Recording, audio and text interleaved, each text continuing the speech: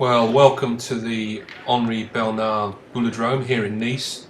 This is the first ever Henri Trophy in singles, and we've got the first round match between England and France, and representing England is Ross Jones from Stevenage, who is the current English singles, doubles and triples champion, and be representing England in the World Championships. There's the first point from there from Ross, just perfectly in front of the Cochonnet. And here is Rocher, the 22-year-old champion of France, current world champion, and just settling. Looks like he's going to take the shot on, no surprise there, and that's a spot carrow. Well, that's a perfect start there for the world champion, also the winner of La Marseillaise, 3 occasions, 2010, 2012, 2013. Ross coming up with his second ball here. Going to take an aggressive stance here, take the shot on, always shoot back against the carrow, and yes, he's hit that, but just got the casquette rather than the carrow, which Rocher achieved. So it's with the ball there, Ross to go again, settles himself in the circle just for the point, and that point looks a little bit wide actually, but it's holding because it beats the Rocher ball to the left hand side. Now what's Rocher going to do? Is he going to shoot, or will he just decide to point a ball in? He's got 2 ball left, and left-handed lob, and that's taken the point rather well, right by the cosh there. So now has the option of shooting to try and win 3 points, taking on Ross's ball there, and yeah, that's another carrow. Fantastic shooting. So that's end 1, which is 3-0 France. So quite not a huge crowd here today, but people enjoying watching this tournament. This is the first game of the day in the 5-round Swiss system, which is taking place. Basically the system where the winners of each round play each other in the next round, and the losers in each round play each other in the next round, and so on until you get a result at the end of the 5 rounds. So the cosh is down there again, and Rocher's getting ready to point. Another lob from the left-hander there, and that's a reasonable point just in front of the cosh. See what Ross decides to do. Getting has a look at this one. Very aggressive player is Ross, so I suspect he may well take the shot on. Yes, it looks like he's going to take the shot on. So ready, here we go, and no, that's just gone over the top. It's very close, but just seemed to go long. A very good line, but just over the top. So Ross is really forced to point now with this second ball, and hopefully he can put a good ball in. Well, that's crept past the front ball of Rocher there, and has taken the point. So no surprises. I think Rocher is going to take the shot on against that ball and see if he can move that one out of the way. And yep, that's another hit, but not a carrow. So both ball have gone dead. So that could have been worse for Ross, that one. But there's the hit anyway, which is the first objective. Hit the ball, get it out of the way, stop that point scoring. So Ross forced to point again with his third and final ball. Drops the ball in. Again, sneaks by. Looks like a very good point that, right by the cosh, but unfortunately with the quality of Rocher, you're expecting a hit. He hasn't missed a single shot so far, and a couple of big carrows. So I think hopefully, well, we've got a bit of USA player in the way there. Now that's actually another spot carrow. Can't see it, but I can assure you that's what's happened. So that's put France 5-0 up after 2 ends. So the sheer quality of this young player is shining through already. Very difficult to play against. because he just doesn't really miss under these circumstances. So just check in there to see if the Kosh has gone to the required distance. Got to go over 6 meters. Rocher's just waiting for the game next door. There's the German just shooting and missing.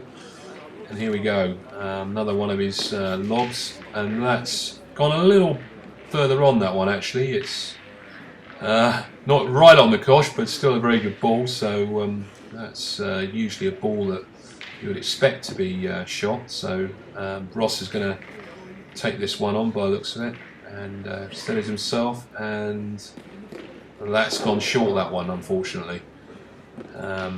This is always costly against a player of Rocher's quality. Forces Ross yet again to put another point in, and that point is a very good one, right in front of the Kosh. Probably couldn't have placed that better unless it was right up against the Kosh and hoping for a dead end. But let's see if Rocher can move this. I think we're all expecting him to move it, but you never know. Strange things happen in the game of Petanque.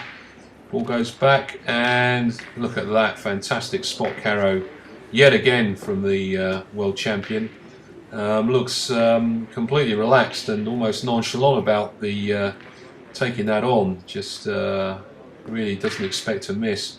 So Ross again with his final ball, forced to try and defend and get another good ball in there. And that's a good line, but unfortunately has ended up short. Now Rocher's got a couple of options here. He can obviously take the shot on and try and get another carrow for 3 points, but as he's holding 2 points, he could point, and this is what he looks like he's going to do. And it looks like he's thrown it up again, and with a bit of spin to spin in onto the Kosh. Another perfect ball there to go 8-0 up in this game just after 3 ends. Well, the facilities here are superb in Nice. Got nothing like this in England, and you can see the electronic scoreboard there showing all the games in play. There's 8 in play, I think 7 in play actually, because there's 14 in this particular group and 16 teams in the other group in these 2 5-round Swiss sections of this competition. Here goes Rocher again with another really fluid, high lobbing point there, which has dropped down near the Kosh. So Ross comes back to the circle to look at this, and I think he's electing to shoot, take that on. So correct decision there, and that one I'm afraid has gone to the left hand side of the ball. But Ross this time, instead of defending, has decided to take the shot on again, and that's a much better shot. He's got the carrow there, not a spot carrow, but he's hung around on the pitch. So Rocher is going to undoubtedly point now, given he's got all the space to point in. And there he goes again with another one of those looping sort of beautiful points, just to drop the ball down with spin and hang around near the target Kosh. So Ross is back to his final ball again, and looks like he's going to take the shot on to see what he can do to try and that's just gone slightly over the top. Unlucky there, Ross, but not quite on the button. And no doubt Rocher has the luxury of just a simple point in to take the second point in this end, and that means that after 4 ends he's got a 10-0 lead in this match, which looks pretty daunting for young Ross. But knowing Ross as I do, he's not going to give up easily. He's going to battle right to the end, and doesn't look too phased at the moment. Just going to keep digging in there, and hopefully things will turn around for the better. So just waiting for the game next door. Someone shooting there. Very courteous of the world champion, allowing players next door to take their shot on.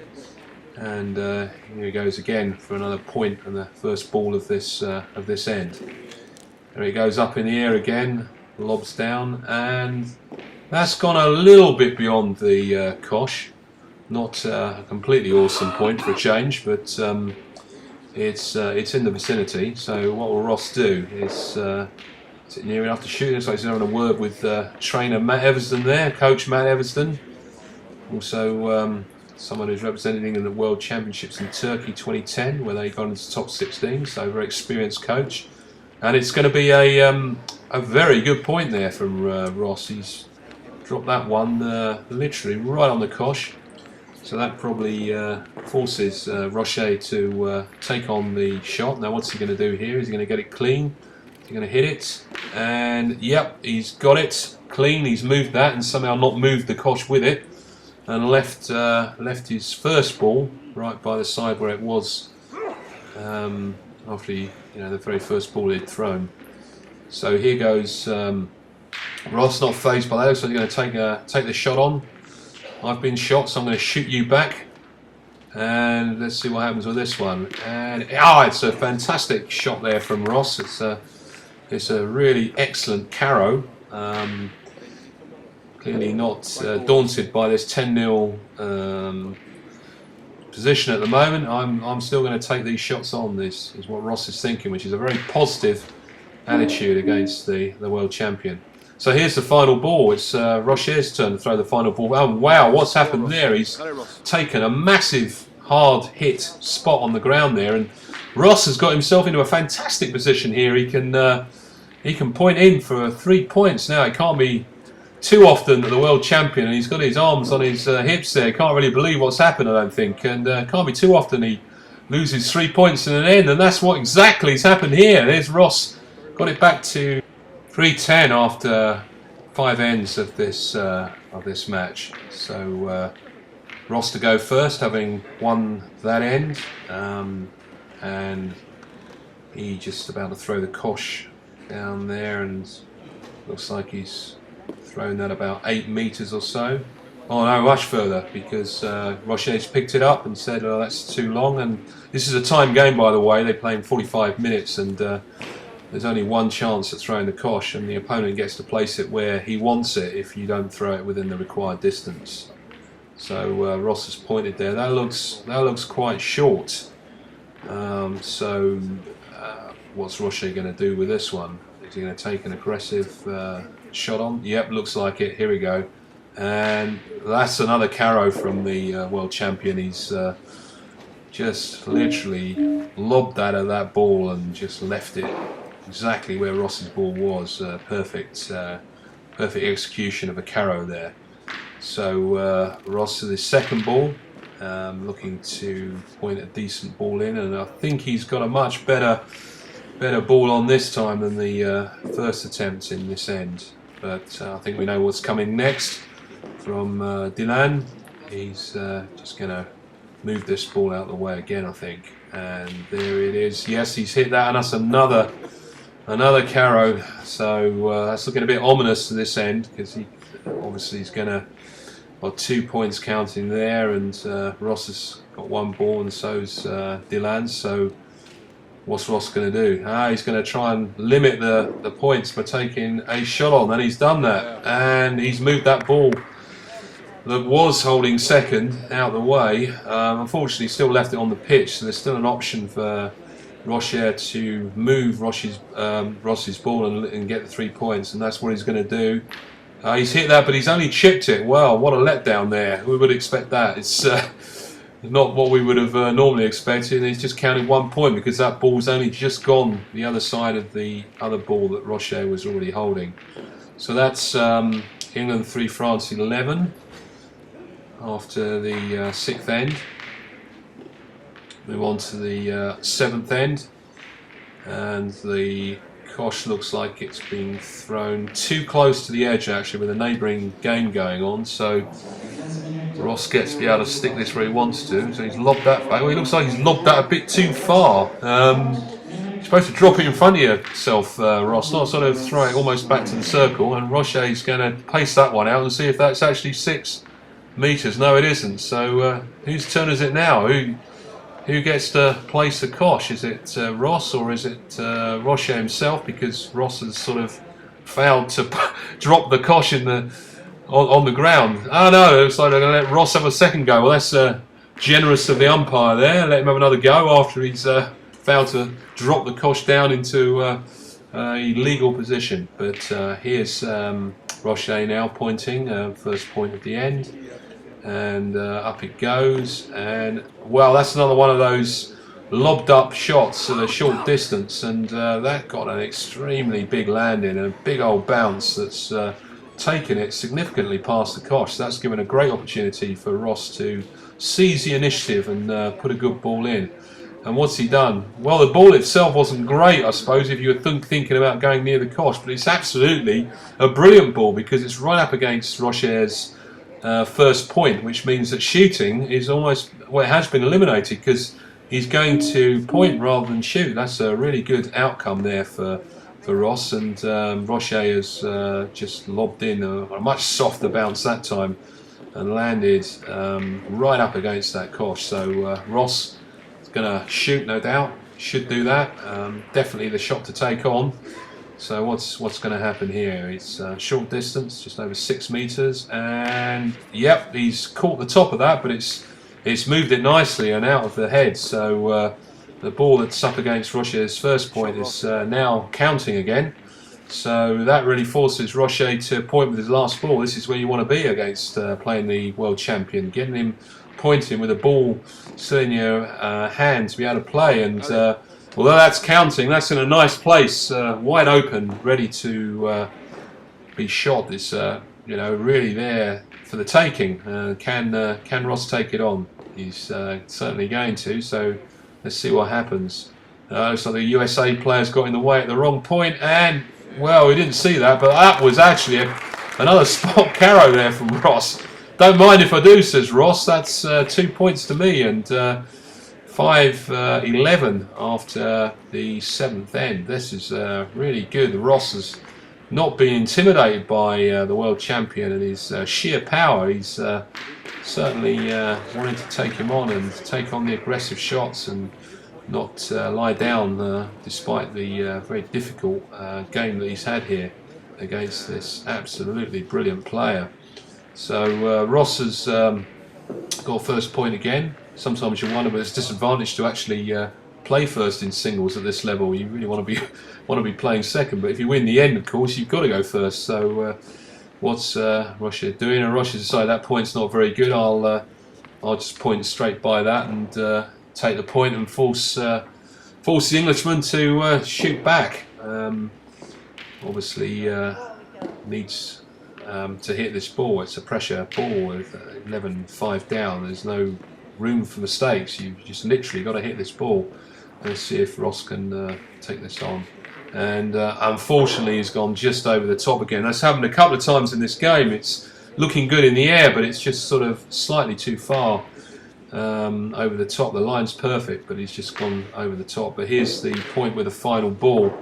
This looks like it's attempting to cover up against Rocher's ball, but it's not taken the point. So one suspects that Rocher's just going to try and point again like he did with the first ball, and this is the ball that could take the match, and he just lobbed that in. He's got that really easily. So that's the end of the game. France 13, England 5. Good performance here by young Ross. Never let his head drop at any point during that game, and he'll certainly remember that fantastic 3 points that he got and a couple of excellent spot carrows that he was able to execute during this game. So that's that first round game over, and there's the French coach just sort of having 1 or 2 words with the world champion. You should have done it that way, and you let him get 5 points. And let's just have a quick look at the stats there. 62.5% effective ball for Jones, 1 in 2 carrow. And there's Rocher, different ball game altogether. 87% effective ball, 2/3 carrows.